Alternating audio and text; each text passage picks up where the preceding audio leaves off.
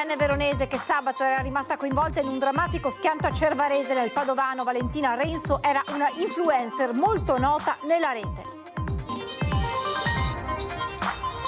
Drammatico infortunio, operaio schiacciato da un'auto mentre lavora su un pozzetto a bordo strada nel Coneglianese, gravissimo in ospedale, ferita anche la donna alla guida della vettura.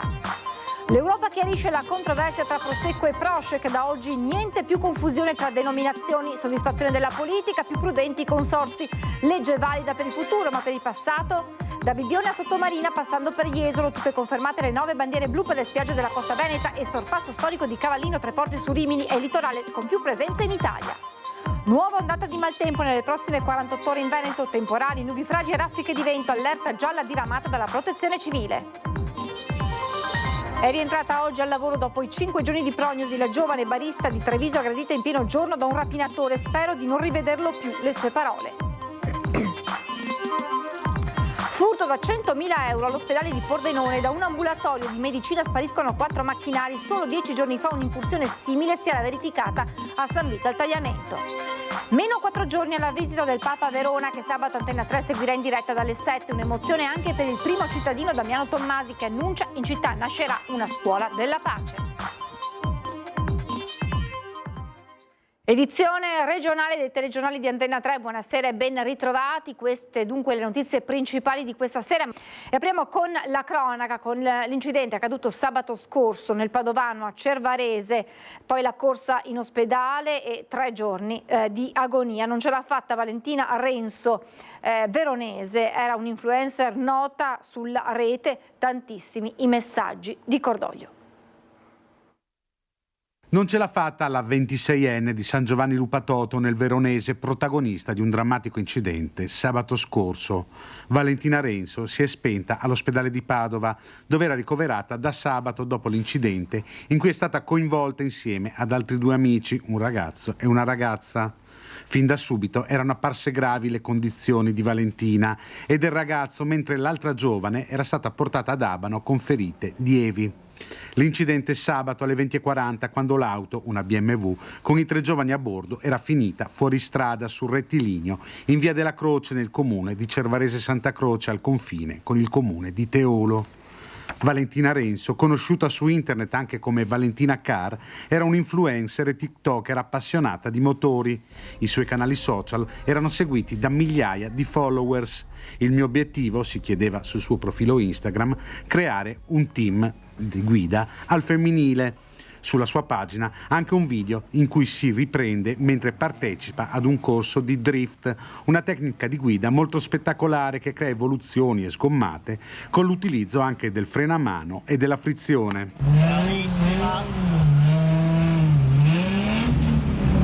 Molti i messaggi di cordoglio per la sua scomparsa, come quello di Laura che recita "Ti voglio vedere sul podio tra le stelle, ciao pilota", o quello di Aurora "Fai buon viaggio, piccola stella".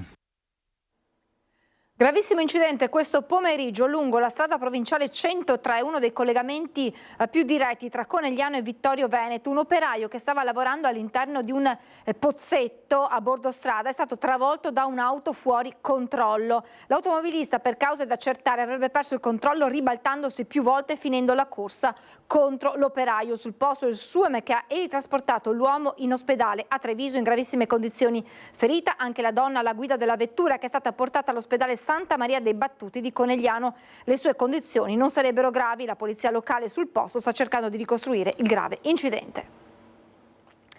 Pubblicata Bandiere Blu 2024, sono 9 le mete turistiche venete altamente consigliate dalla FE per le vacanze 2024. E Cavallino Treporti è la prima spiaggia d'Italia per presenze. Bibbione, Caorle, Eraclea, Jesolo, Cavallino Treporti, Lido di Venezia, Sottomarina, Rosolina e Porto Tolle.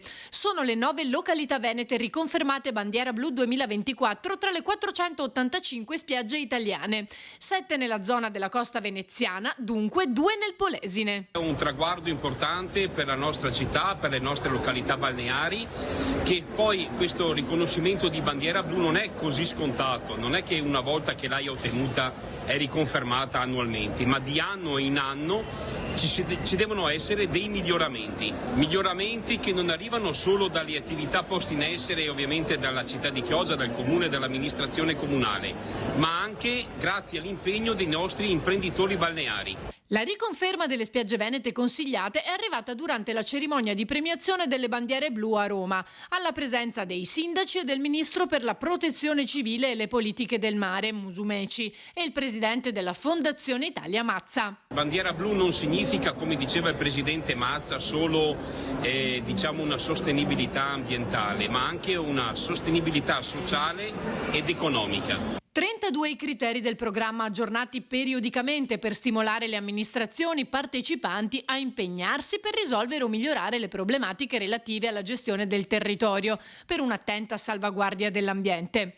Ma per il Veneto non è tutto. Un altro successo l'ha ottenuto proprio Cavallino Treporti, prima spiaggia d'Italia per presenze, che va così a superare la storica posizione occupata finora da Rimini. Con Jesolo, Bibione e Caorle anche Lignano entra nella top 10. Confermate bandiera blu anche le 2 località del Friuli, Venezia Giulia, Grado e Lignano.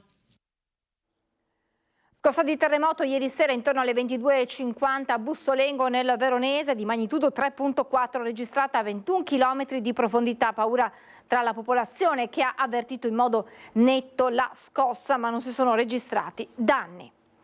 Nuova ondata di maltempo in arrivo in Veneto, domani precipitazioni diffuse dalla mattinata anche con rovesce locali temporali, in particolare tra il pomeriggio e la sera tra Prealpi e Pianura. Sono previsti quantitativi di pioggia da consistenti ad abbondanti con probabili forti rovesci anche ripetuti.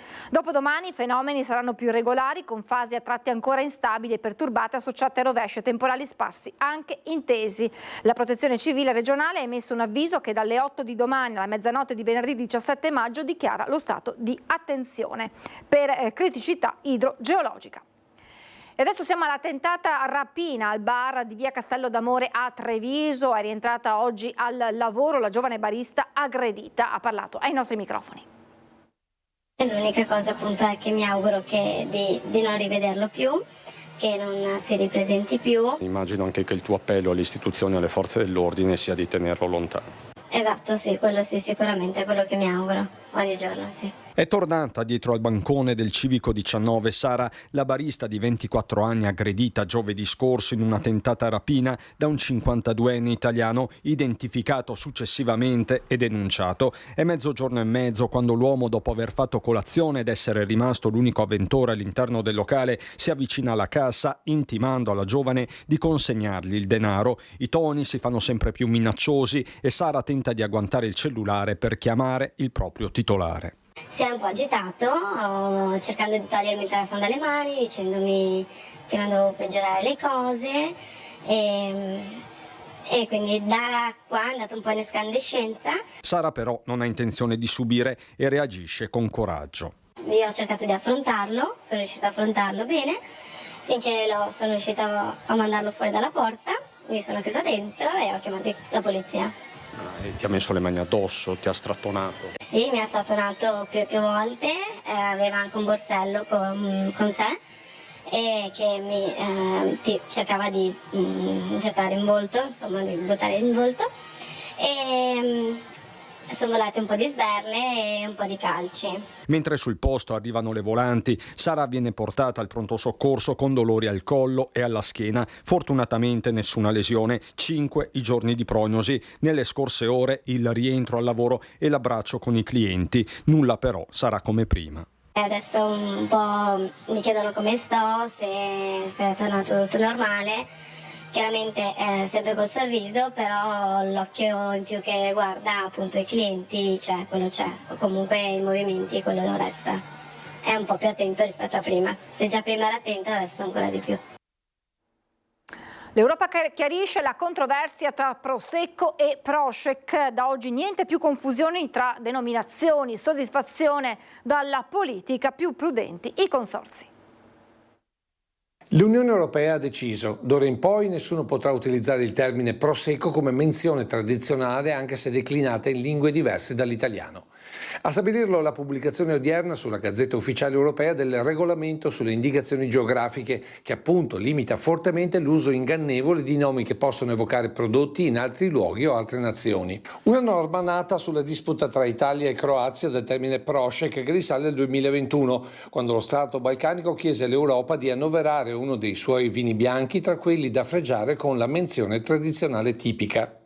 Vino liquoroso che però ha un nome troppo simile al Prosecco, difeso tra privati da un importante ufficio legale in tutto il mondo, che ha fatto battere in ritirata importanti multinazionali che avevano cercato anche solo di abbinarlo a delle patatine o a distribuirlo in lattina.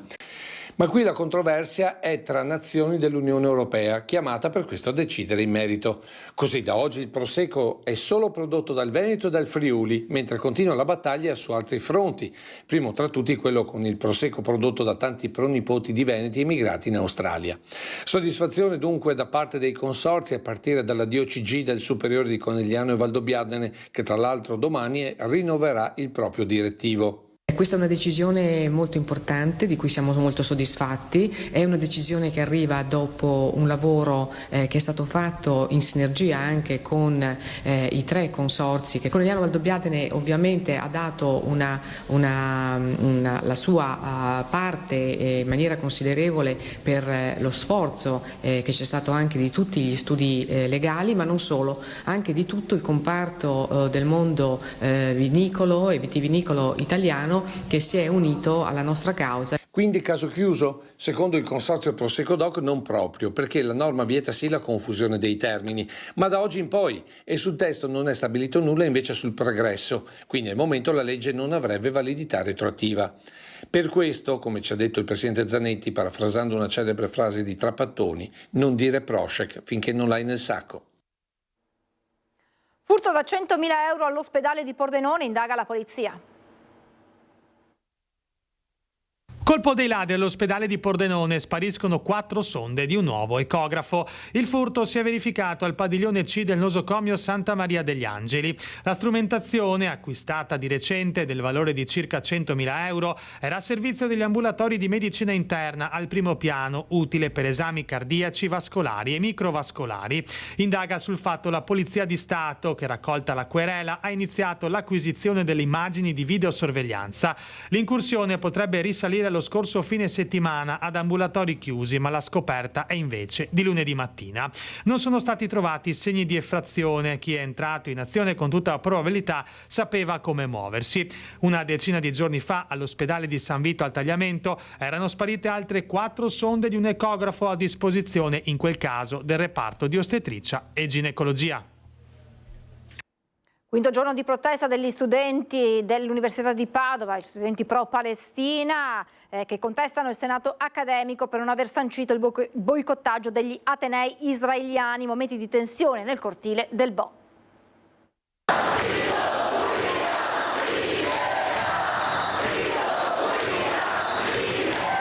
Quello che propongo tra poco è di spostarci verso il portone di Via Cesare Battisti e vedere se hanno il coraggio di rispettare la loro promessa di parlare con noi, se hanno il coraggio di reprimere gli studenti che chiedono conto alla loro università della loro complicità con un genocidio.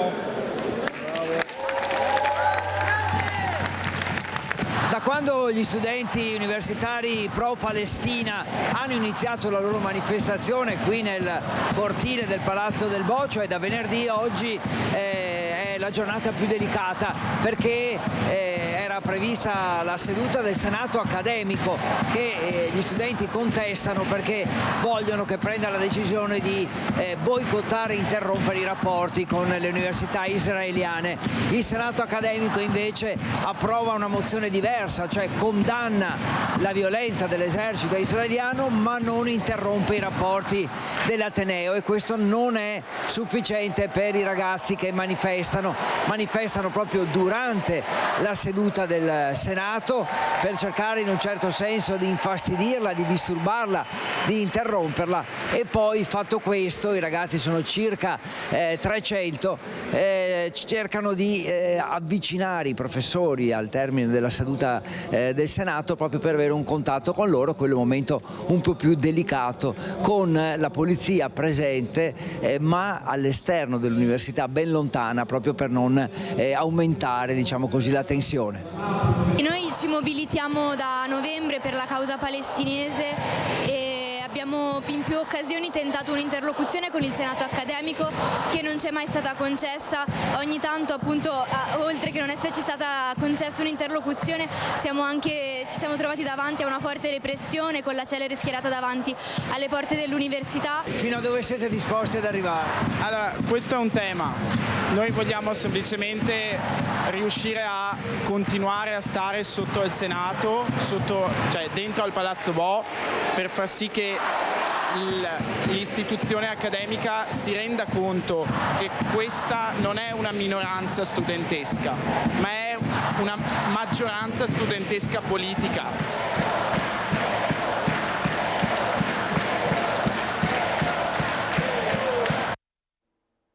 La politica, perché continuano a creare malumori le dichiarazioni del segretario della Lega Salvini, che di fatto ha chiuso al terzo mandato per il presidente del Veneto Zaia.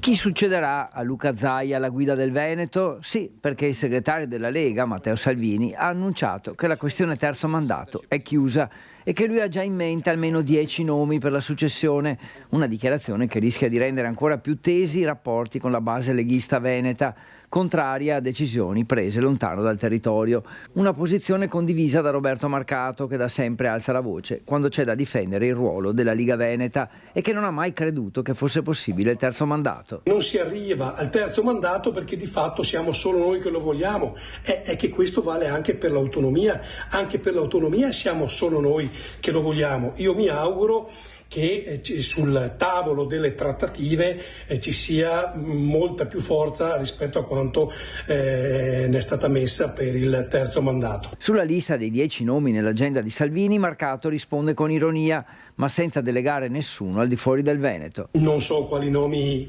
siano questi 10 golden boy o golden girls. Ecco, deve essere chiaro una cosa, lo dico in maniera molto serena e tranquilla: il prossimo candidato della Lega in Veneto, perché sarà un candidato della Lega, sarà deciso in Veneto dai veneti, dalla Liga Veneta. Dico una cosa scontata, ma insomma, che possiamo immaginare che sia Roma o Milano a decidere. E Marcato aggiunge anche un tassello: non solo il nome sarà deciso in Veneto, ma il via libera definitivo è chiaro chi lo darà. Mi permetto anche di sottolineare che l'ultima parola sul candidato prossimo della Lega spetterà giustamente al presidente Zaia. Papa Francesco torna in Veneto sabato 18 maggio a Verona nel nome della pace, e un evento che Antenna 3 vi racconterà in diretta con una nuova edizione straordinaria non stop dalle 7 del mattino per seguire il pontefice dalla Basilica di San Zeno all'Arena, dal carcere di Montorio alla Santa Messa nello stadio Bentegodi. Un'emozione anche per il sindaco di Verona, Damiano Tommasi, che abbiamo intervistato. Sentiamolo. La città non sarà bloccata, cioè sarà comunque vivibile, anche durante la visita del Papa. Mi auguro che si blocchi in ascolto di quanto avrà da dirci. Il sindaco di Verona, Damiano Tommasi, così vede la visita di Papa Francesco atteso per sabato in città. Sarà sicuramente un fine settimana particolarmente intenso per lui e per la nostra città, che avrà tante occasioni per vedere, per sentire e ascoltare le sue parole. Tante le forze in campo messe anche dal Comune per l'organizzazione logistica. Sì, tante persone che si aspettano, e anche lungo il tragitto, perché appunto si muoverà all'interno della città e quindi dobbiamo mettere in sicurezza quelle che sono non solo la parte viabilistica, ma anche di affluenza a vedere, a salutare il suo passaggio. E da questo incontro con il Santo Padre, grazie a un impegno in sinergia tra diocesi e comune, rinascerà una scuola della pace permanente. Il ricordo di chi si è e della nostra storia è sempre per darci questo impegno a mantenere vivo questo nostro ruolo. Lo stesso Santo Padre nella lettera di incarico a Monsignor Pompili, quale vescovo della diocesi di Verona, ha definito Verona crocevia di popoli e di culture, e questo crocevia ovviamente presuppone anche la creazione di questo spazio di dialogo di cui c'è sempre più bisogno. La felicità di avere questo evento organizzato in città, sicuramente il fatto che sia in occasione dell'Arena di Pace dà un po' anche continuità a quella che è stata la nostra città negli anni precedenti, nella sua storia, dove ha costruito ambasciatori di pace che poi sono andati in tutto il mondo, e si è resa protagonista dell'Arena di Pace negli anni scorsi, e oggi riprendere da lì quel filo in questo momento storico in cui davvero c'è bisogno del cessate il fuoco è un grande orgoglio. È davvero tutto, vi lascio alle previsioni del tempo, grazie per l'attenzione, buona serata.